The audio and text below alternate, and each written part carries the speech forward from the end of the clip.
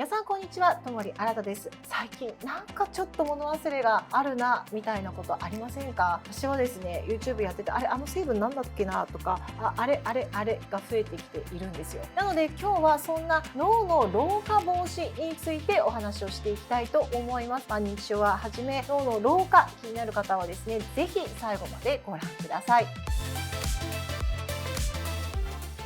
先ほど私がですね、あれっていう風な物忘れがあるよっていう風にお話をしたんですけども、ちろんそれは脳の老化の兆候ではあるんですけれども、怖い認知症だったりとかアルツハイマーっていうのはまたちょっと違ってですね、例えば認知症だったりとかアルツハイマーとかはこの忘れてることにも気がつかないんですね。私で言うとあの成分なんだっけっていうので、そうだトラネキサム酸だったとかって思ったとするじゃないですか。そしたらそうだトラネキサム酸っていうものは覚えているから、自分が忘れたのはトラネキサム酸だったっていうことがわかるんですよ。でもアルツハイマーの方だったりとか、認知症が進んでいくと、そもそもね、先生が言いたかったのはトラネキサム酸でしょって言われても、トラネキサム酸初めて聞いたかもっていうような、そのトラネキサム酸自体も忘れちゃってるっていうようなことが認知症だったりとかアルツハイマーが進んだ方になります。ただこういった認知症だったりとかっていうものはすぐに起こるわけではなくて、やっぱり脳の老化がずっと進んでいってそこで起こってくるものなので、やっぱり認知症だったりとかそういったものを発症を抑えたいっていう時はですね、やっぱりこの脳の老化をど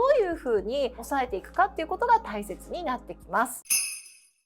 今日は脳の老化防止のための3つの習慣ということをお話ししていきたいと思います。これをねしっかりすることで皆さん脳の老化を防止して、それが認知症だとかに進むのを予防してほしいなと思うんですが、まず1つ目は食事です。これは国立長寿医学研究センターが20年にわたって日本人をベースに研究しているデータになるんですけれども、食事の多様性が多い人ほど認知症が起こりづらいということが分かっています。少しと思う方もいらっしゃると思うんですが、要はいろんなものを食べている方っていうことになります。食事ちゃんととってるんだけれども、いつも同じものばっかりではなくって、しっかりとメニューがいつも変わっていく、いろんなものをまんべんなく食べている人こそ認知症が発症しづらいっていうことが分かっているんです。これはですね、じゃあどういったいろんなものかっていうと、例えば肉類、魚類、卵、牛乳、大豆製品、緑黄色野菜、果物、海藻類ですね。こういったものをまんべんなくしっかり取れているかっていうものを調べたところ、ちゃんとまんべんなく取れている群と取っていない群では4割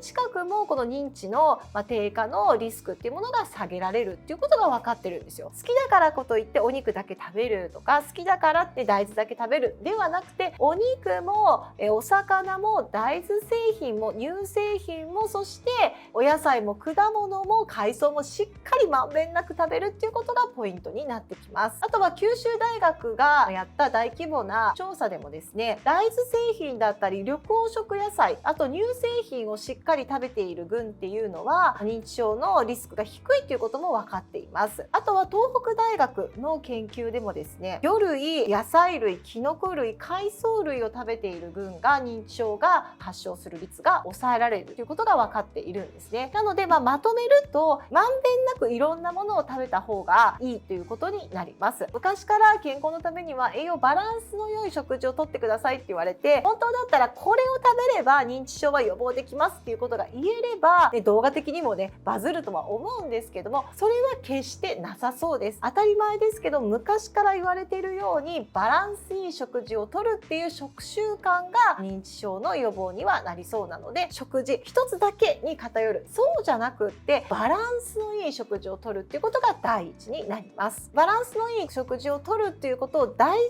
提にした上で、とってほしいものと控えてほしいっていう成分っていうのはある程度分かってきています。積極的にとってもらいたいのがポリフェノールになります。このポリフェノールっていうのは認知症の元である脳のゴミと言われているベータアミロイドというものを分解する、除去してくれるっていうことが分かっている物質になります。このポリフェノールにはいろんな種類があるんですね。例えば日本人には馴染みの深い緑茶に含まれているカテキンだったりとか、赤ワインだったりベリー類に入っているレスベラトロール、例えばウコンとかに入っているクルクミン、そういったものになります。あと面白いデータがあって、50歳以上の人で月に1回以上カレーを食べる人とそれ以下の人っていうのは認知機能の差があるっていうようなデータもあって、これはカレーのスパイスの元にあるターメリックの中に入っているクルクミンの作用なんじゃないかっていうところもあるんですね。なのでさっき言った食の多様性、いろんなものを食べるっていうことを大前提に、こういうポリフェノール類を積極的に摂るっていうのはある程度効果がありそうになっています。そしてもう一つ、脳の健康を保つためには油っていうのも一つポイントになってきています。オメガ3って言われるもの、DHA と言われるもの、これは脳の神経細胞の膜に含まれているものなんですけれども、特に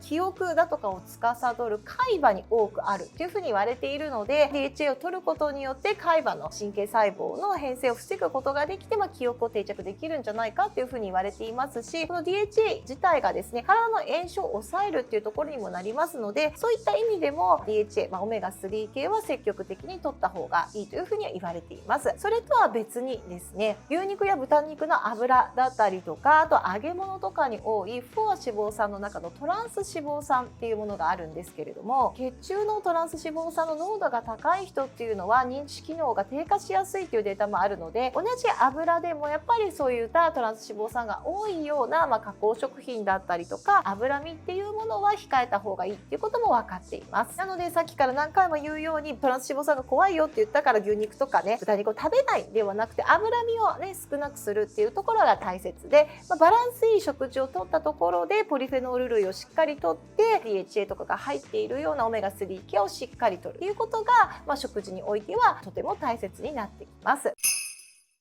脳の老化を防止する習慣、2つ目が運動機能になります。運動だったら何がいいかっていうとですね、やっぱり一番いいのは有酸素運動のウォーキングになります。で、なんとなくウォーキングがいいっていうのは分かってると思うんですけど、なんでいいかっていうと、ウォーキングをすることによって血流が増えますよね。そうするとですね、血管拡張を促す一酸化窒素という成分が増えることが分かっています。この一酸化窒素っていうのがあると血管が広がりやすくなって血流が良くなるんですけど、それによって血管がしなやかになってくるので、さっき言った脳のゴミだと言われているベータアミロイドっていうものの分解を促すんじゃないかということも言われています。あとは有酸素運動っていうのは BDNF というタンパク質が作られるっていうことが分かってるんですね。この BDNF っていうのは海馬の神経細胞を作るためのエネルギー源の一つだっていうふうに言われているので、有酸素運動をすることによってこの BDNF が増えることによって海馬の細胞が新しく作られること、これによ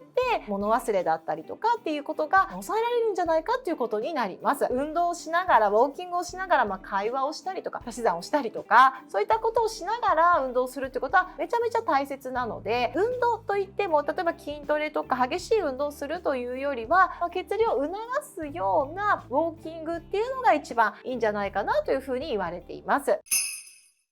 続いて3つ目なんですが、これが本当は一番大切だって言われていて、それがですね、コミュニケーションなんですね。年を取っていくとなかなか社会に参加するっていうタイミングが少し少なくなってくる。例えば若いうちは必ず学校に行ったりとか会社に行ったりとか、母親だったらね、ママ友だったりいろんな人とコミュニケーション取らないといけなくなるじゃないですか。でもある一定の年齢になると、リタイアされたりとか子供たちが巣立っていったりとかっていうことになると、結構そのコミュニケーションを図るっていうところが少なくなってくるんですよね。人間っていうのはやっぱりコミュニケーション、集団で生活している動物ということで、一人が好きっていう方もいらっしゃると思うんですけれども、会話をするとか少し新しい人間関係に入っていくっていうコミュニケーションいっぱい取るっていうことがやっぱり認知症だったりとか脳の老化を防止するっていうことが分かっているので、毎回新しいことにチャレンジするのは難しいかもしれないんですけれども、コミュニケーションを図ったりとかすごく大事なので、やっぱり社会的に孤立をすると認知症ってね進みやすくなりますから、自分のご家族でも、一人暮らしをしてるんだったら電話をするとか、コミュニケーションを積極的に図るようにしたり、自分自身も何か誰かとコミュニケーションを取るような習慣っていうのをしっかりつけておくっていうことは大切なんじゃないかなと思います。まとめるとやっぱり脳の老化っていうのを進行していくと認知症というのにつながってしまいますので、脳の老化を防止するにはまず一つは食習慣ですね。バランスのいいものをとって、その上でポリフェノール類だったりとかオメガ3系の良質な油をしっかりとること。そして2つ目が運動習慣です。運動習慣は激しい運動ではなくて、血流をね促すようなウォーキングで大丈夫です。それによってしなやかな血管を作って、ベータアミロイドだったりとかっていうものを作らせなくようにしたりとか、記憶のね定着を司る海馬を刺激したりということにもなりますので、血流が良くなる程度のウォーキングをしっかりしてください。そして最後がやっぱりコミュニケーション。認知症予防にはかなり重要な要素になってきますので、どうしても年がいくとね社会に参加するっていうことが少なくなってくるかもしれないんですが、例えば YouTube を始めてみるとか、そういったことでもいいですので、新しいコミュニケーションを取るようなところに参加するっていうのはとても大切かなというふうに思います。ということで今日はですね、脳の老化を防止するような習慣3つお話ししました。このチャンネルでは美容とか健康について発信しているチャンネルになります。メンバーシップでは毎週水曜日に YouTube ライブをしていて、そこではですね美容健康についてもっと深掘りをしたりとか、皆さんの質問に動画ではお答えできないようなこともしっかりとお答えしていますので、月額90円にはなりますけれども、メンバーシップ入っていただけると嬉しいです。ではまた次の動画でもお会いしましょう。さようなら。